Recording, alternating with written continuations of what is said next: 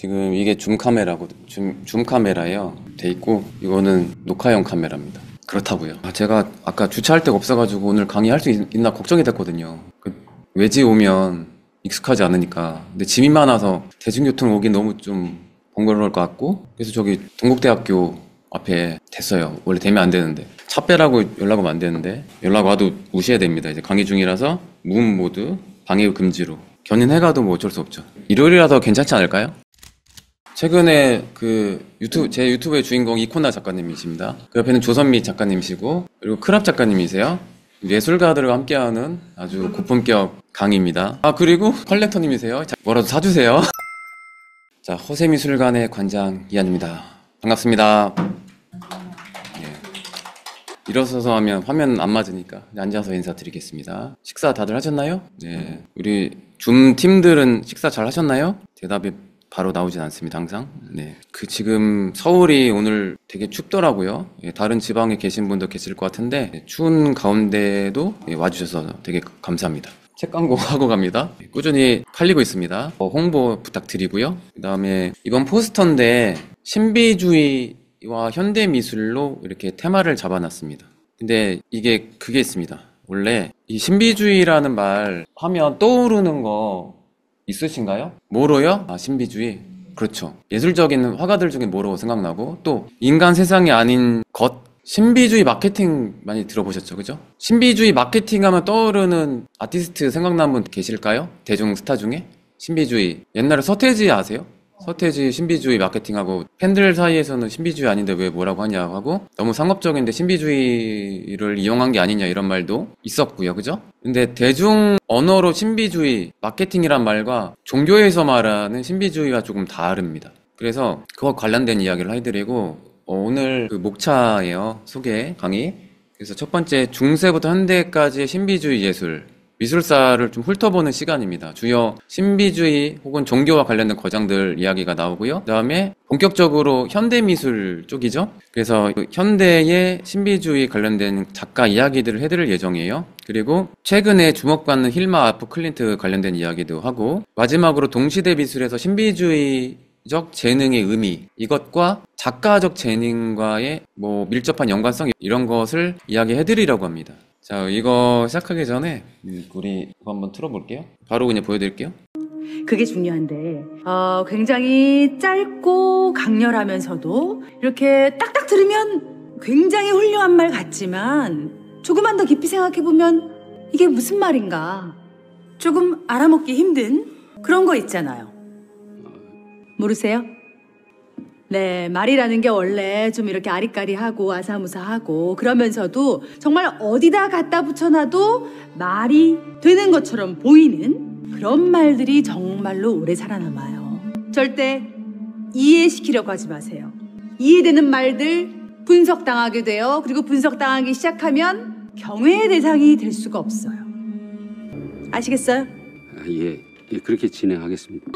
작가님들 그렇게 진행하시면 성공합니다. 이런 신흥종교 창조하는 재능이 성공한 예술가의 재능과 되게 밀접하다는 통찰을 제가 이렇게 얻어냈습니다. 최근에 미술계의 사람들을 보면 볼수록 그런 생각을 하게 되더라고요. 물론 제 생각일 뿐이지만요.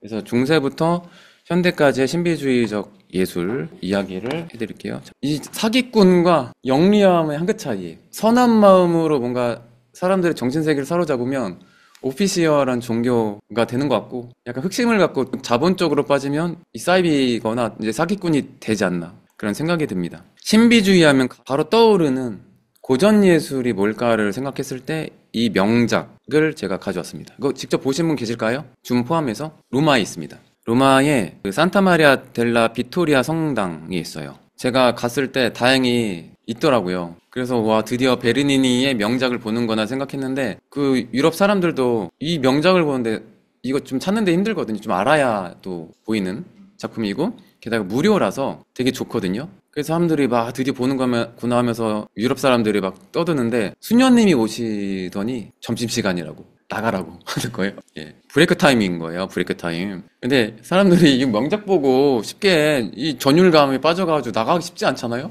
어떻게 그래요, 사람이. 그래서 계속 막 뜸들이고 있으니까 진짜 승질을 내시더라고요, 수녀님이.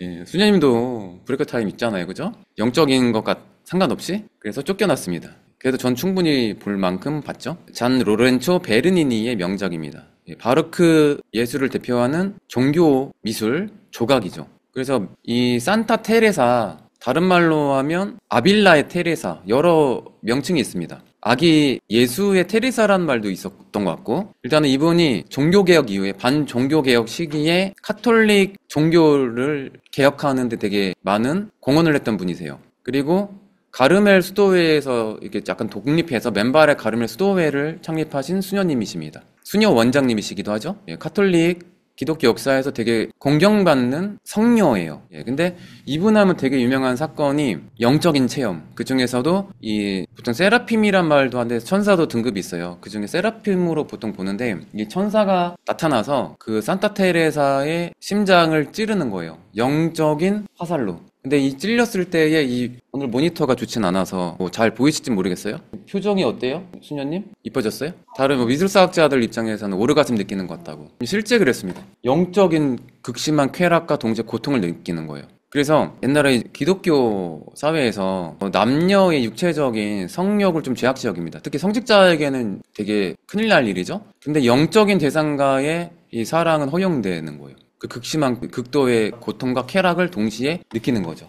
그래서 산타 테레사의 법령 혹은 황홀경이라고 번역을 할 수가 있는 거죠. 그래서 이런 현상을 신비주의라고 보시면 됩니다. 명작이에요. 나중에 로마 여행 다시 가시면 꼭 보시길 바랍니다. 그래서 신비주의를 이렇게 정리하자면 일상적인 경험을 초월해서 눈에 보이지 않는 실체나 절대자와 직접적으로 만나는 체험, 간접적일 수도 있습니다. 절대자의 심부름 꾼일 수도 있어요. 그럼 천사가 될 수도 있고 성모 마리아일 수도 있고 예수 그리스도일 수도 있어요. 그거를 체험했다는 분들이 꽤 많습니다.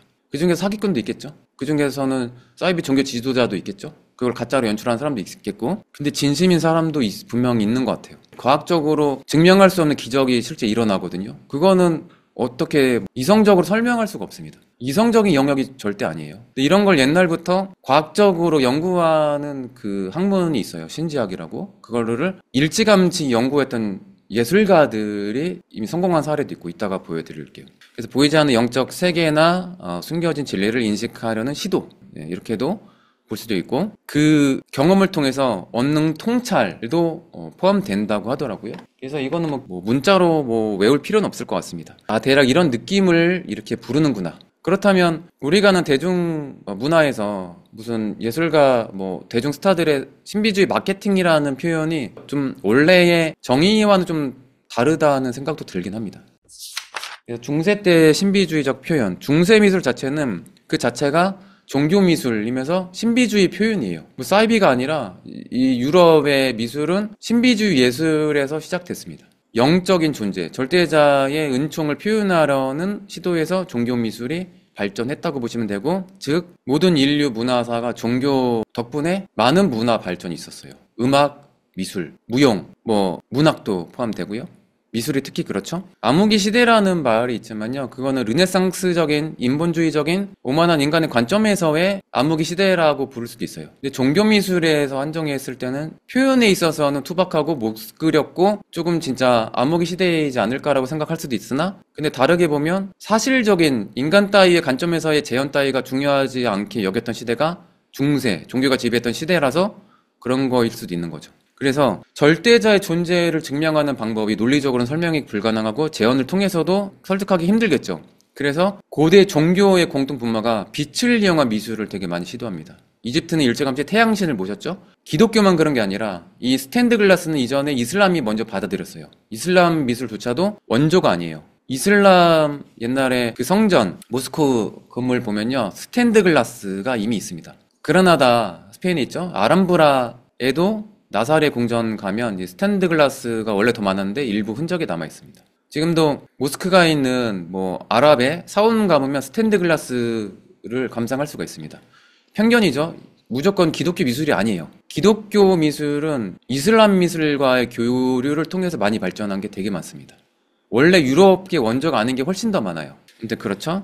대표적인 게 스탠드 글라스다. 이런 거죠. 성당 갔을 때 이 엄청난 스케일감과 은혜로운 스탠드 글라스 창문을 통해서 내려오는 따뜻한 빛 빛을 보면 와 인간이 얼마나 나약하고 작은 존재인구나를 미술로 보여주는 거예요. 어떻게 미술의 그 강력한 힘으로 인간을 억누르려는 것도 있을 수 있겠죠? 그게 그런 코드가 있는 거죠. 빛의 미술이란 거. 재현님 말씀대로 보이지 않는 신이나 영적인 존재를 표현하는 게 중세 미술이기도 합니다. 그래서 사실 따위 스킬이 좋은 예술가의 재능이 그렇게 중요한가 생각할 수도 있겠죠. 그래서 중세시대 때 많은 아티스트들, 이코나를 그리는 작가 대다수가 수도사 밑에서 일하는 사람이거나 수도사거나 아니면 공방에 수속된 노동자들이 꽤 많았죠. 예술가적인 스킬적인 재능이 별로 필요하지 않았던 시대입니다. 구약에서 유대교, 이슬람도 나누죠. 하시죠? 근데 미술이, 유대교와 이슬람은 구상 미술이 퇴화됐죠. 발전하지 않은 이유는 원리 원칙을 좀 많이 강조해서 그래요. 왜냐면 우상숭배가 금지예요. 원래. 그죠? 기독교 포함해서 유일신인데 기독교는요. 여기서 약간 혁명적인 신흥 종교였습니다. 당시에. 유대교의 율법을 좀 예수 그리스도가 좀 혁명가였잖아요. 이게 이런 해석일 수 있다. 율법 학자들하고 되게 논란이 있었잖아요. 투쟁도 하고 그런 거죠. 그래서 우상 숭배하면 원래 안 되는데 그러면 종교 미술 있으면 안 돼요. 얼굴 나오는 미술, 사람 초상화, 성인들 막 이렇게 조각들이 있으면 안 되는데 그것을 좀 자유롭게 허용했던 게 어떻게 보면 미술적으로는 관대했다고도 볼 수가 있겠네요. 기독교 미술이. 그런 게 중세의 기독교 미술이라고도 볼 수가 있습니다. 장미창이라고 부릅니다. 이 꽃 모양이 약간 둥그런 원, 장미 모양 같다고 해서 장미창으로 부른다는 말도 있고 성모 마리아의 꽃이 장미거든요. 그래서 고딕 양식의 대표적인 스탠드 글라스, 이 동그랗게 생긴 성당에 앞으로 스탠드 글라스를 보실 텐데 앞으로 장미창이라고 보시면 됩니다. 여기가 스탠드 글라스의 메인 포인트라고 보시면 되고 빛이 다는 아니지만 동쪽에서 떠올랐을 때 여기를 통해서 빛이 딱 들어온 경우도 많습니다. 그리고 모자이크 형식도 중세 때 유행했는데요. 금박을 얇게 입히는 그 양식 이전에 모자이크로 많이 제작을 했습니다. 유리 파편을 테세라라고 부릅니다. 유리 조각들, 테세라 알갱이를 통해서 엄청 장인정신으로 박아 넣은 거예요. 혹은 금박, 테세라. 황금 원석을 다 박진 않았던 것 같아요. 은박도 있고 돌로도 표현을 하고 그래서 이렇게 표현했던 양식도 역시 빛이 반짝거리는 반사되는 재질로 이용을 했습니다. 빛의 미술이죠. 그래서 중세 때 이미 빛의 예술을 시도한다라고 보시면 되고 여기에서 조금 진화해서 지금 우리는 르네상스 미술이 유럽의 최고의 미술 고전이라고 보실 수도 있으나 중세 때의 학문조도 그랬던 것 같고 예술적으로 앞섰던 것이 서유럽이 아니라 지금은 선진국도 이유를 움직이는 대다수의 국가가 서유럽이지만 옛날에는 좀 워낙키로 봤습니다. 그 중세 때에 문명적으로 앞서 나갔던 지역이 동유럽 쪽이었어요. 그리스 포함해서 약간 러시아, 지금의 러시아 일부 영토. 그래서 지금도 튀르키예죠. 튀르키 포함해서 그리스, 러시아 쪽의 이코나, 비잔티움 미술이 발달했었습니다. 그 대표작 중에 하나가 이 블라디미르의 성모자입니다. 이 뒤에 보시면 여기가 이제 금박으로 입혔어요. 예. 그리고 템페라라고 해서 계란 노른자를 색소와 섞는 그런 기법이 유행했었죠. 네, 어쨌든 반짝거리는 미술을 많이 이용했습니다. 사람들마다 이제 신비주의적인 믿음 있잖아요. 근데 이게 또 유명해진 계기가 이 지역에서 여러 전쟁이 있었으니까 특히 러시아에서 전쟁과 침략으로부터 러시아를 보호했다는 믿음이 전통적으로 있었어요. 그래서 더욱 특히 동유럽에서 유명했다고도 볼 수가 있죠. 예수 그리스도가 이렇게 애늙은이처럼 표현한 것도 못 그려서 그런 것도 있겠지만 스킬을 표현하는 그런 미술이 아니었죠. 당시 실력을 교만하게 뽐냈던 시대가 아니에요. 인간이. 그래서 보통 인간으로 태어났지만 인간은 아니잖아요. 신이잖아요. 그래서 약간은 큰 어른의 모습으로 표현하는 현상이 있습니다. 중세 때부터 르네상스 시기로 가면 정상적인 아기로 이렇게 돌아오죠. 인간 중심의 미술로 약간 바뀌어서 그런 것도 있습니다. 자, 그리고 영화 박쥐 기억나시나요? 송강호 배우 그때 거기 신부님으로 나오잖아요. 못 자고 저절로 나와서 약간 광신도적인 신자들이 막 송강호를 신처럼 막 저희 구원해 주세요 이런 거 기억나세요? 내용? 이 성운에 짜고 저절로 나오는 기적이 이 기독교 역사에서 간혹 있습니다. 근데 이게 최초로 실제 찔리지도 않았는데 예수 그리스도의 성운 자국 있잖아요. 못 자국 여기 손바닥, 발 두 군데 그리고 옆구리 저절로 생긴 첫 번째 사례가 성 프란치스코라는 이탈리아 아시시 출신의 성직자예요. 그래서 카톨릭 역사에서 프란시스코의 기적이 되게 유명합니다. 기독교 미술에서도 이 관련된 이야기를 많이 그리는데 특히 지오토라고 하는데 현지인이 말했습니다. 발음이 좀 그렇죠? 지오토 아니라 조토라고 발음해야 된대요. 조토디 본도네 이 초기 르네상스 화가라도 표현하지만 중세 르네상스의 과도기죠. 그래서 이 천사가 나타나서 또 영적인 그 고통을 줍니다. 빛으로 장풍을 쏜 거죠. 쏘아 해가지고 딱 뚫는 거예요. 그 뚫는 장면. 뚫렸을 때 기분 어땠을까요? 고통스럽지만 영적인 쾌락을 느꼈을 가능성이 있지 않을까 싶습니다. 네. 근데 이게 뭐야? 말 같지도 않은 얘기를 왜 진지하게 하고 있어? 생각하시면 뭐 그냥 전설로 봐주셔도 그만입니다. 근데 실제 이분이 더 대단한 거는 이런 기적을 떠나서 진정한 이 시대에 가장 필요한 성직자의 모습이기 때문에 이건 당시 이탈리아 사회에서 기적이었는데 지금의 삼성급 재벌의 아들이라 보시면 돼요. 모든 재산을 가난한 자들을 위해서 다 기부하고 모든 인생을 다 바쳤던 진정한 성인이죠. 이런 분들이 종교 지도자가 돼야 되죠. 네. 그리고 원래 기독교 정신이 가난이 기본적인 철학이에요. 근데 옛날 카톨릭이 부패했을 때 로마 교황청 엄청 돈이 많았죠? 지금 교회가 돈이 많다는 건 정상은 아닙니다. 논란이 되면 안 되니까 패스. 르네상스와 바로크 미술 시대의 신비주의 미술. 르네상스 접어들면 이제 사람처럼 그립니다. 성 체칠리아 음악의 성인인데 이것도 신비주의적인 체험이에요. 이 체칠리아 성인이 지금까지도 음악의 수호 성인인데 영적인 하늘나라에서 음악 선율소리가 들렸다는 그런 신비주의적인 일화가 있습니다. 이것도 역시 믿거나 말거나죠. 그 장면을 신비주의 장면이죠. 그걸 라파엘로 르네상스의 간판 스타가 표현한 장면이죠. 중세 때에 비해서 인간 눈으로 봤을 때는 잘 그렸죠. 근데 우리 눈의 관점이잖아요. 이게 절대적이라고 볼 수가 없죠. 그리고 르네상스 말기 매너리즘 시대라고도 불리죠. 지금 낙서까지 하셨네요. 지금 낙서 제가 지울 시간 없으니까 낙서 보이죠? 이게 이 생방송의 묘미입니다. 예. 줌 할 때 이런 방송 사고가 나와요. 예술적이죠? 이런 의도치 않은 이런 장면을 다른 데인 것 같은데요. 다른 공간이 B로 가셔야 될 것 같은데. 예, 조심히 가세요. 이런 휴머니즘. 이런 의도치 않은 이런 페인팅, 이게 다다이즘적인 표현입니다. 그리고 이 의도치 않은 이 순간의 퍼포먼스 있잖아요. 이게 다다이즘입니다. 재밌잖아요, 그죠? 농담 같죠? 이거 진짜 다다이즘적인 체험을 지금 하신 거예요. 이 다다이즘을 교과서로 배운 것보다 이렇게 체험으로 우리가 겪는 현상이 다다이즘이라는 거를 우리가 지금 배웠습니다. 엉뚱한 소리고요. 엉뚱한 소리 하는 게 다다이즘이에요. 헛소리 되게 좋아하고요, 다다이즘 예술가들.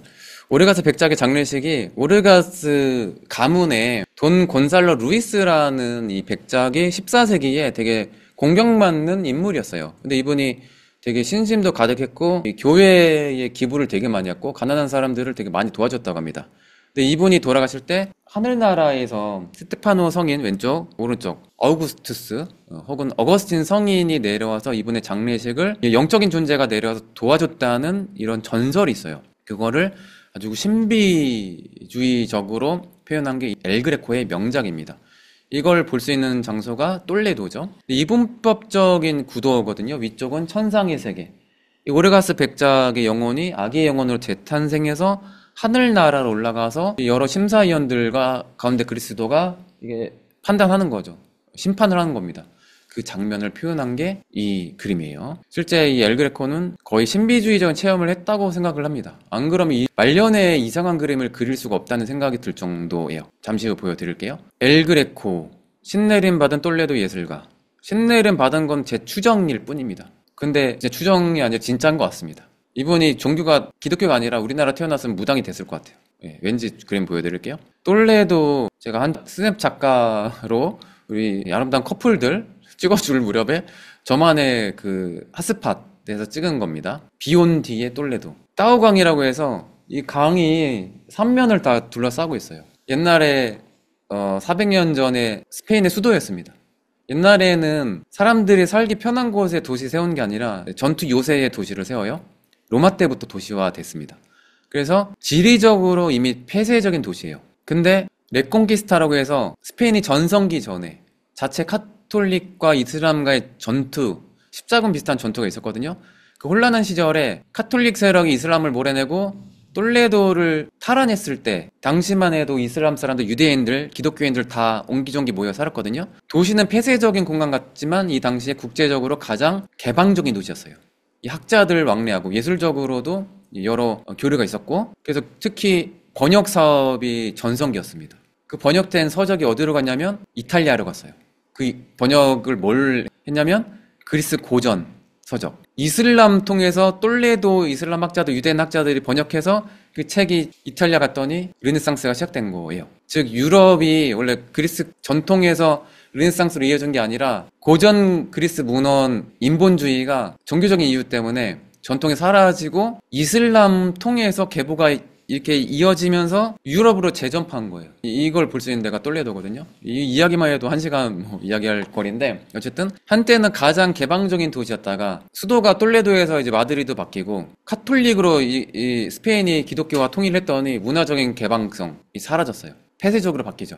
순혈주의를 앞세워서 종교 심판해가지고 이단자들, 이슬람 유대인들 엄청나게 죽였습니다. 그러니까 관대함이라는 건 찾을 수가 없죠. 문화적으로 폐쇄적인 시대 때 엘그레코가 살았어요, 여기. 여러분, 개방성, 관대함 되게 중요할 것 같잖아요. 그건 사실입니다. 엘그레코가 그리스 사람이었고 이탈리아 르네상스를 체험하고 국제적인 그런 감을 가진 상태에서 폐쇄적인, 종교적으로 가장 보수적인 똘레도에서 갇혔을 때의 결과물이 이런 그림이에요. 영적인 공간. 특히나 여기 똘레도에서 당시에 신비주의 종교적 사상이 유행했어요. 다들 금욕적인 생활 열심히 하고 기도 열심히 하면 영적인 대상과 만날 수 있다는 믿음이 있었거든요. 이때 거의 신내림 받은 그림을 그렸습니다. 당시에는 있을 수 없는 풍경화를 그렸어요. 그리고 스페인에서도 풍경화를 그린 역사가 없어요. 비공식적으로 누가 그렸을 수는 있으나, 근데 이때 이런 독창적인 풍경화를 그렸습니다. 실제 똘레도 이렇게 안 생겼어요. 성당 위치도 조금 다르고 색채도 아무리 천둥 치는 날이라도 이럴 순 없거든요.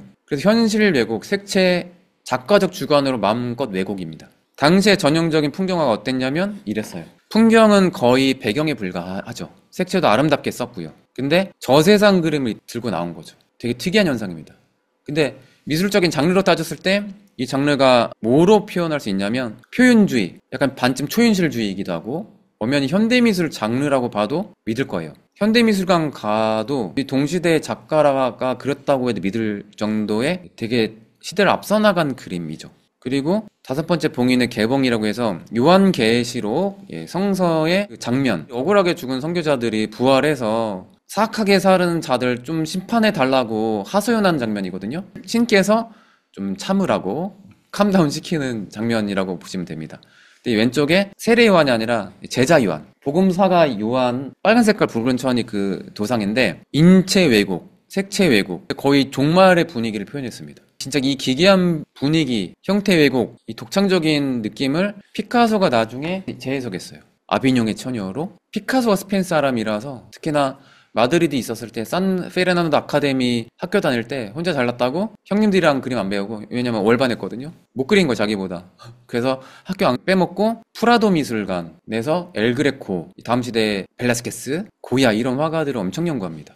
그리고 자퇴하죠. 그리고 바르셀로나, 약간 젊은 도시로 갔다가 파리로 진출합니다. 이게 다 계보가 있어요. 그냥 나오는 게 아닙니다. 그래서 현대 예술가들, 난 고전 싫어, 옛날 미술 무시하면 절대 안 됩니다. 그리고 약간 미술계 엘리트 코스를 밟은 분들이 레퍼런스 계보 어디서 출발했는지 그거 되게 따집니다. 그래서 이 계보가 약간 체계적으로 이걸 약간 재해석해서 현대적으로 막 바꾼 겁니다 하면 되게 좋아해요. 이거 팁을 드립니다, 작가님들. 그냥 근본 없이 바로 튀어나왔다, 내 거다 하면, 근데 웬만하면 그렇게 새로운 거 없거든요, 굳이 따지면. 이런 것도 되게 중요하죠. 그래서 고전 공부해야 됩니다.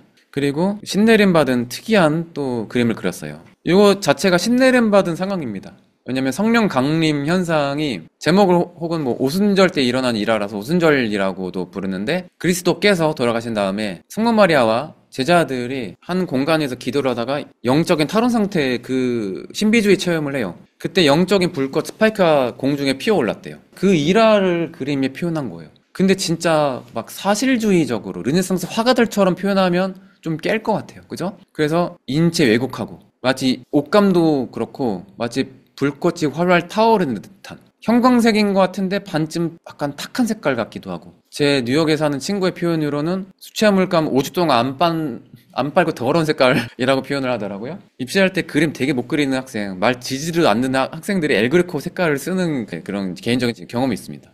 아무튼 진짜 특이한 구도, 표현, 인체, 형태, 색감이죠. 아무튼 신비주의 일화를 표현했습니다. 중요한 거는 이때 너무 좋은 게 신비주의 체험하다가 자기도 모르는 처음 한 번도 해본 적 없는 외국어를 스스로 떠들었대요. 어학연수 1분도 안 돼서 다 해결한 거예요.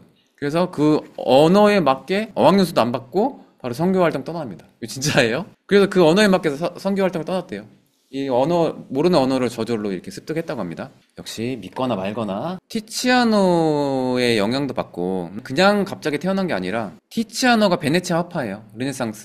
르네상스에서도 약간 독자적이죠. 베네치아니까. 그리고 그의 제자 틴토레토 선배의 영향을 받았어요. 갑자기 또 나오는 건 아닙니다. 역시 어느 정도 영향을 받고 똘레도에서 거의 신내림 받고 어떤 영적인 체험을 했는지 모르겠지만 미래를 보지 않았을까요? 영적인 존재가 나타나서 20세기에 전쟁이 일어나고 전쟁으로 인간들이 미친 다음에 그림이 약간 미쳐가니까 너도 미친 그림 한번 미리 그려보라고 하지 않았을까. 독일 표현주의가 약간 이런 느낌이 강하고 심지어는 신표현주의, 포스트 모더니즘 시대 때 신표현주의도 약간 이런 느낌도 있기 때문에 미래를 미리 보여주지 않았을까라는 그런 추정을 해봅니다. 제 생각일 뿐이에요. 왜냐면 이런 색감의 수태고지는 없었으니까 이전에는. 천사 날개가 무슨 악마 날개 같기도 하고 그렇잖아요. 고전만 이야기해도 이렇게 재미있는 이야기가 많습니다. 본격적으로 추상미술과 신비주의의 융합인데 이제 현대미술, 모더니즘 시대 때죠. 세계가 이제 미쳐 돌아가기 시작했습니다. 1차 세계대전쯤에 세상 미쳤다고 그랬죠? 다다이즘, 미친 화가들이 등장했어요. 장난 좋아하고 전통을 부셔버리는 이런 혁명적인 예술가들이 등장했고, 독일에서는 극단적으로 나뉘는데 약간 미친 그림을 그리는 화가들과 약간 현실도피적으로 청산의 살아리랐다 마인드로 아름다운 세상, 이상적인 유토피아 같은 세상을 그린 화가들도 등장했어요. 그 중에 청기사파 화가들이 대표적이죠. 그래서 프란츠 마르크, 칸딘스키의 절친입니다. 되게 유명한 그림인데 이 그림이 마드리드 티센 보르나 미사 미술관의 간판 그림 중에 하나예요. 딴 게 아니라 파란 말 좋아해서 청기사파가 됐습니다. 이게 사적이죠. 그래서 인간, 여성을 표현했는데 인간과 자연이 벗삼아서 이렇게 사는 이상적인 세상을 표현했습니다. 형태 왜곡, 색채 마음대로 표현했죠. 근데 이 각진 느낌은 피카소의 영향도 있어요. 우리나라에도 그런 말 그리는 화가 있지 않나요? 네, 있습니다. 약간 생각나는 분이 있어요. 박노수였나요? 이름이? 우리 배우 이병헌 아내분, 이민정의 외할아버지인가 할아버지가 박노수 맞나요? 이름이 헷갈리네. 외할아버지 맞죠? 박노수 맞죠? 이름이 헷갈려요. 성이 헷갈립니다. 박노수 미술관도 있어요. 집단지성, 여러분, 아무튼 되게 유명한 파란색 포인트로 먹으로 수묵 그린 되게 유명한 화백이 있습니다. 그 파란 말 그린 적 있어요. 잘 말씀하신 것 같습니다. 야블렌스키가 약간 큰바위 얼굴 같은 재밌는 그림을 그렸는데 이런 진짜 단순화된 거의 추상에 가까운 그림은 처음 보는 분도 계실 거예요. 너무 현대적입니다. 그래서 이분 종교를 일단 연구했고 중세 이콘화의 영향을 받았어요. 스탠드 글라스도 이 당시에 청기사파들이 연구를 했고 실제 신지학, 신비주의적인 거 관련해서 연구를 진짜 많이 했습니다. 이후에 야블렌스키 영향, 칸딘스키 포함해서 청기사파 영향받아서 마크로스코, 바닌 뉴먼, 뉴욕 화가들이 영향도 받았다고도 볼 수가 있어요. 한글 같다고 하시네요. 여기 눈 약간 십자가 모양이기도 하고 예수 그리스도를 약간 형상화한 그림 같기도 하고 개인적으로 그렇게 보이기도 합니다. 다양하게 해석이 가능할 것 같아요. 그리고 추상미술의 선구자로 잘 알려진 가장 유명한 추상예술가 중에 한 분이죠. 바실리 칸딘스키입니다. 이 시기에 신비주의, 철학, 특히 신지학 연구를 되게 많이 했어요. 칸딘스키는 눈에 보이지 않는 세상에 되게 호기심이 많았습니다. 눈에 보이지 않는 대표적인 예술이 음악이죠.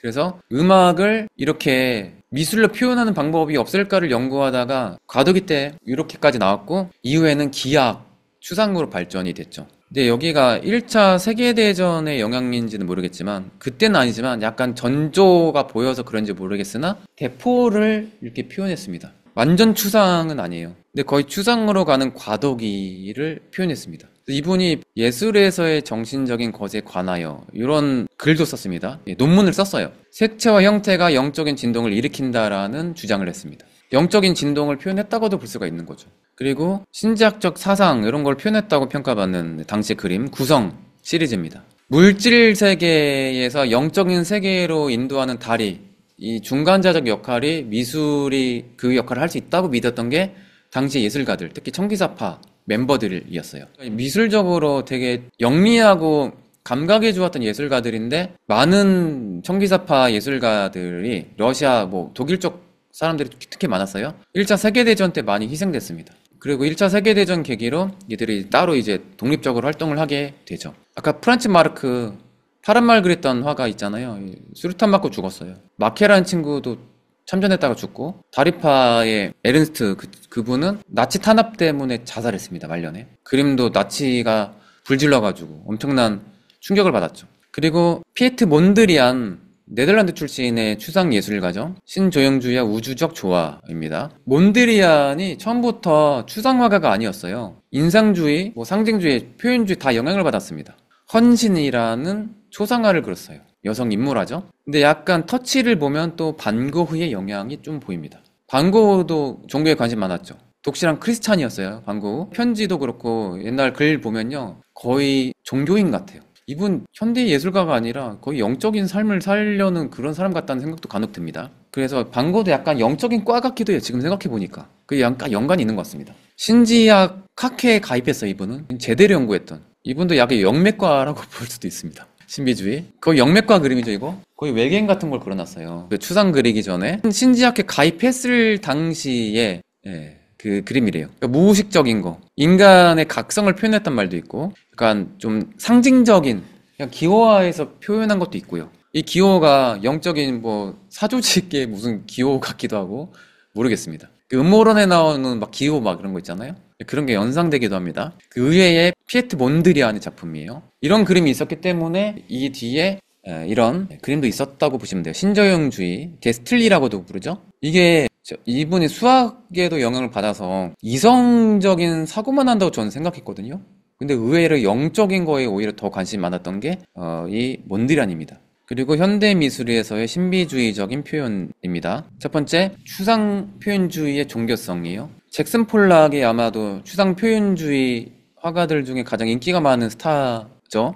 마크 로스코와 더불어서 비밀의 수호자들이라는 작품입니다. 이분이 구겐하임 미술관에서 첫 전시를 했을 때의 작품이래요. 첫 전시가 한 1, 2년 뒤로 알고 있거든요. 제작 연도는 43년도. 그래서 이분이 그 당시 아메리카 대륙의 원주민 있잖아요. 인디오라고도 인디언. 그 토테미즘에 관심이 되게 많았대요. 융심리학에도 관심 많았고, 역시 신지학에도 호기심이 많았던 게 당시 잭슨 폴락이었고요. 영향을 다 받습니다.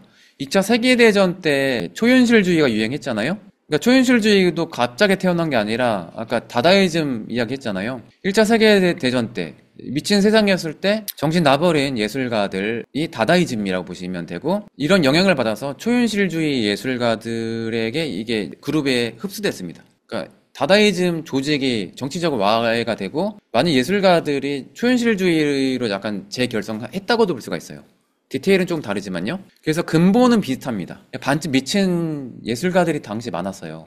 연애 방식도 좀 특이한 분도 있었고, 그래서 그 영향을 다 받았어요. 그래서 그 초현실주의의 자동기술법 처음 듣는 분 계실까요? 줌 포함해서 혹시? 오늘? 괜찮습니다. 좋습니다. 이런 거 너무 좋아요. 자동기술법을 제가 자주 비유드리지만, 저번 주 대구에서는 전화 받을 때 나도 모르는 낙서, 내 무의식이 그때 표출된 거라고, 그래서 누구나 다 자동기술법, 예술적인 기법을 시도한 적이 있다고 말씀드리는데, 오늘 영적인 시간이니까 우리 영적인 놀이를 조금만 늦게 태어나서 MZ 될 뻔한 세대인데, 고등학교 때 약간 호러 영화 좀 유행했거든요. 귀신제기 되게 좋아하고, 동네 미술학원에서 여름에 야 우리 재밌는 거 예비반 때 야 우리 분신사바 놀이 할까 해가지고 빨간 펜 해가지고 숫자 막 해놓고 이렇게 막 해요. 근데 되더라고요. 그리고 이 귀신이 물어보니까 하는데 예스도 1, 2, 3, 4, 5, 6, 7, 8 숫자 하라면 숫자 그거 되고, 기억 니은으로 이렇게 하고 막 해요. 저절로 2명이 손잡아야 되잖아요. 주문 외우면 이렇게 막 돌아가요. 빨간 펜이. 그 빨간 펜 잡은 그 친구가 자기 의식으로, 이성적인 힘으로 의도대로 그런 게 아니라 이 영적인 존재에 펜을 맡겼잖아요. 이게 자동기술법이죠. 영적인 자동기술법입니다. 분신사바는. 이렇게 창의적으로 해석하는 사람 없습니다. 아무튼 원조가 아니에요. 잭슨 폴락의 나몰라라의 페인팅이 그냥 진짜 막 그린 거였으면 좀 무시당하지 않았을까요? 이분도 약간 이단화로 평가받았으니까요. 근데 이 계보가 초현실주의의 자동 기술법 이런 체계적인 계보 전문적 용어가 딱 있으면 아카데믹해 보이잖아요, 그죠? 그러면 근본 없는 예술적 표현이 아니라 이게 초현실주의적인 자동 기술법에서 이 재해석한 이런 기법이구나 인정받을 가능성이 매우 높죠. 당시에도 그렇고 지금도 그렇고 미술 평론가들이 약간 이런 체계, 레퍼런스 이런 거 되게 중요하게 여기니까요. 그런 시도를 일찌감치 했다라는 거죠. 잭슨 폴락이 여기 주변 보면요. 약간 토테미즘적인 이런 형상 같은 게 보이더라고요, 개인적으로. 맞아요. 추장 같은 느낌도 있네요. 잭슨 폴락이 거의 평생 알코올 중독에 시달렸죠. 사생활이 좀 그랬습니다. 그게 뭐 나쁘다는 게 아니라 행복하진 않았던 것 같아요. 다 고통스러워하면서 그렸습니다. 마크 로스코, 이분 천재과죠. 이분이 미술 감상자들의 정신세계를 사로잡아서 울지어다 하니까 진짜 울리거든요. 저는 도저히 눈물이 안 나오더라고요. 근데 이분한테 영적으로 지배당한 분들이 진짜 눈물 흘립니다. 나쁘게 말하면 지배당한 거고, 감수성이 예민한 분들이 진짜 감동했으니까 눈물 흘리는 거죠. 근데 이 출신도 이렇게 뭐 좀 있어 보일 것 같아요. 예일대, 우리나라 서울대 중퇴면 있어 보이잖아요. 졸업 안 해도 중퇴라니까 괜히 한 얘기는 아니겠지라는 신뢰가 있지 않을까요? 예일대 중퇴고, 당시에 유대인 출신이라서 이제 사회적인 차별도 있고, 이름도 일부러 약간 개명했습니다. 유대인식 이름이 아니라. 이 당시에는 약간 차별받았을 수 있으나 미술계에서는 엄청난 이득이 되지 않았을까라는 생각을 합니다. 생면추상의 대표적인 작가라고 볼 수가 있죠. 감정의 깊이, 색을 통한 감정의 몰입, 이런 걸 의도했다고 볼 수가 있어요. 관람자와의 소통을 예술로 합니다. 그 방식이 매우 종교적이에요. 이분에게 있어서 종교적인 이런 그 장치는 우리 인간의 종교와 다릅니다. 하나의 절대자, 신을 믿고 추앙하는 방식이 아니라 이 예술 자체가 종교인 거예요. 특정한 신을 숭배하는 게 아니라 이 미술을 숭배하라는 거죠. 예술을 장치 통해서 종교적인 체험을 개인화하라는 의도인 것 같아요. 그래서 그런 종교적, 영적인 체험으로 가기 위한 영적 거울을 저는 그렇다고 봐요. 그 방식이 되게 종교적이죠. 그 그림은 약간 뭐 힐링 비슷한 뭐 철학도 이분이 거의 시초라고도 볼 수가 있고, 이전에 마티즈가 있긴 했네요. 미술은 힐링이라고 치유 뭐 이런 얘기 했는데, 근데 왜 자살하셨을까요? 근데 이분의 가족들은 절대 마크 로스코 아내도 그렇고 우리 아빠 자살할 사람 아니라고, 의문사입니다. 당시 말보르 갤러리와 갈등관계에 있었거든요. 화가 동의도 없이 자기 마음대로 동의 안 했는데 그림 엉뚱한 데 팔고 막 그런 문제가 있었습니다. 그래서 약간 의문사기도 해요. 희한하게 미국에서 가장 미뤄졌던 추상표현주의 대표 작가들이 의문사가 많아요. 잭슨 폴락 음주 자동차 사고인데 약간 그 과정이 좀 이상합니다. 디테일 보면. 마크 로스코 절대 자살할 리가 없다고 했는데 자살. 그게 중요한 게 아니라 영적인 게 중요한 거죠. 그래서 절대자 신을 유대인임에도 불구하고 맹신하진 않았다고 그랬잖아요. 근데 유대인이 종교적으로 재능이 많잖아요. 당시에 세계적인 종교를 만든 민족이 유대교잖아요. 유대교부터 기독교, 예수 그리스도 유대인이잖아요. 그렇죠? 이슬람은 유대인들의 유일신 사상을 받아들인 게 이슬람이고, 인종적으로 구별 원래 안 되죠, 거의. 처음에 유대교에 있었을 때 유일신 사상 믿는 게 유대인일 뿐이고, 그거 유일신 안 믿고 잡신 믿는 사람들이 그 외에 지금의 이슬람인들, 나중에 이슬람을 창제했죠. 근데 거의 한 뿌리에서 탄생한 종교인데 지금 전쟁하고 난리죠. 그래서 이분이 유대교의 의식을 오히려 거부를 했대요. 예술을 통해서 초월적인 경험을 할 수 있다고 믿었고, 이분도 숭고의 철학을 예술에 입혔죠. 현대적 종교화라고 저는 봅니다. 추상 종교화라고 저는 생각해요. 근데 이전 종교와 다르게 어떤 특정한 신을 믿는 게 아니라 그림을 통한 개인 수양, 약간 그런 느낌? 이 그림이 소도비에서 우리나라 돈으로 108억 원에 팔렸다고 합니다. 경매가 쓰죠. 이제 마크 로스코는 경매에도 잘 안 나오죠. 이제는 값은 엄청 높고 되팔기엔 또 아깝고 하니까 이 세대 때 이런 메인급 스타 화가들 이제는 이제 잘 안 팔고, 저평가된, 당시에 같이 활동했으나 약간 상대적으로 저평가받은 여성 예술가들의 지금 미술 시장에 계속 그림값이 계속 치솟고 있습니다. 이 그림 보면서 우는 분들 이해 못하겠다고 하시네요, 재현님이. 저는 영적으로 약간 빠져들면 가능하다고 봅니다. 제가 안 빨려들 뿐이죠. 안 빨려드는 분도 많고. 말씀 잘하셨는데, 마크 로스코 채플 있잖아요. 채플이란 표현 자체가 경당이잖아요. 그러니까 이 작품을 종교화로 모시도록 아예 공간 구성을 한 거예요. 그래서 이 공간 구성을 현대미술에서 가장 처음으로 중요하게 도입한 게 마크 로스코인 것 같아요. 구성 방식, 공간 연출. 절대 이 공간에서 최소한 여백이 이렇게 돼. 그림에 꽉 차게 복잡한 표현하게 하면 안 돼. 이런 걸 되게 중요하게 여겼고, 그 방식이 마음에 안 들었을 때 식당 벽화 엄청 천문학적인 돈 제안해도 이건 내 방식이 아니다라고 하고 거부하고 아마 테이트 모던에 기증했던 걸로 알고 있습니다. 원하는 방, 내 마음대로 이제 내 의도대로 하는 조건하에 기증을 하는 거죠. 한국에서의 전시는 얼마 전에 페이스 갤러리에서 한 거는 이우환 작가가 기획했거든요. 이우환 작가와 마크 로스코 가족의 동의하에 이렇게 했던 걸로 알고 있습니다. 기획자의 의도죠. 근데 어쨌든 마크 로스코가 추구했던 그 방식을 최대한 존중했을 가능성이 많죠. 네. 근데 개인적으로 그림을 구매하고 어디 설치했다면 그거는 뭐 개인 판매자, 개인 구매자의 의도도 있고 미술관에 그런 뭐 처음에 그런 의도 없이 그냥 그림을 구입했다면 그냥 미술관의 뭐 화계사라든지 그분의 의도도 있죠. 그거는 공간마다 다릅니다. 근데 그런 방식을 제 생각에는 처음으로 시도한 게 마크 로스코 때인 것 같아요. 지금 작가들이 작품 DP할 때 내 작품은 절대 이러면 안 돼. 이 공간에는 이게 안 맞아. 막 이런 거 되게 따지는 거 이전엔 별로 없었다고 봐요. 마크 로스코 때 이 하나의 기준이 생기면서 막 예술가의 이런 공간에 대한 인식이 생겼다고 볼 수가 있고 그런 거죠. 미술 전시 처음에 도떼기 시장처럼 시작됐습니다. 참고로 여유있게 공간 막 따지고 그런 게 아니에요. 살롱전이 근대적인 최초의 전시인데 그냥 공간 없이 막 그림 보이지 않는 공간 빼곡히 전시해가지고 막 이 그림이 어떤 애 저렇다 막 대중한테 첫 공개했을 때가 그랬어요. 이전에는 귀족들만 혹은 성직자들만의 공간에서 봤죠. 이게 약간 이제 계급이었으니까 그때는. 이 작품이 이제 빌바오의 구겐하임 미술관에 있는데 되게 대표적인 작품입니다. 근데 의외인 건 뭐냐면요, 자신이 추상주의자가 아니래요. 근데 뭔가 형식에 약간 얽매이는 걸 싫어했던 것 같아요. 어떤 무슨 주의자. 근데 영적인 종교화를 그리는데 그 추상예술을 이게 중요한 게 아니라고 봤을 수도 있죠. 그리고 사람들이 되게 많이 오해한 게 뭐냐면 색면추상이라고 해서 마크 로스코는 색깔을 연구했을 거라 생각하는데 색깔을 오히려 중요하게 여기지 않았어요. 관심 없었대요. 색면추상화가인데 오로지 인간의 감정, 그거는 비극, 황홀감, 운명 등을 표현하는 데만 관심이 있다고 하는 거죠. 아까 말씀드렸다시피 내 그림 보고 눈물 흘렸다면 이게 성공한 거죠. 이 기능성에 성공한 거죠. 이 그림이 이제 기본적 인간의 감정을 전달한다는 걸 보여준다는 거죠. 교감을 했다는 거죠. 내 의도가 먹혔다는 거죠. 그래서 그림 앞에서 운다는 것은 내가 그림을 그릴 때 겪었던 것 같은 종교적 경험을 했다는 반증이다, 이렇게 표현했어요. 진짜 그 체험을 해서 눈물을 흘렸는지 아니면 갑자기 그림 보는데 헤어졌던 애인이 떠올라서 눈물 흘린 건지. 영화 보고 막 감동적에서 웃는 분들, 산 보고 우는 분들, 강 보고 우는 분들, 바다 보고 우는 분들은 마크 로스코 그림 보고도 울 수 있다고 생각합니다. 영적인 체험뿐만 아니라. 그렇습니다. 어쨌든 이 브랜드를 만들었다는 게 중요한 거예요. 이분 진짜 천재입니다. 이걸 만드는 방식이 그러니까 마크 로스코 종교가 성공했던 사례예요. 이분 종교를 만든 거예요. 현대 추상 종교를 만든 거죠. 그리고 약간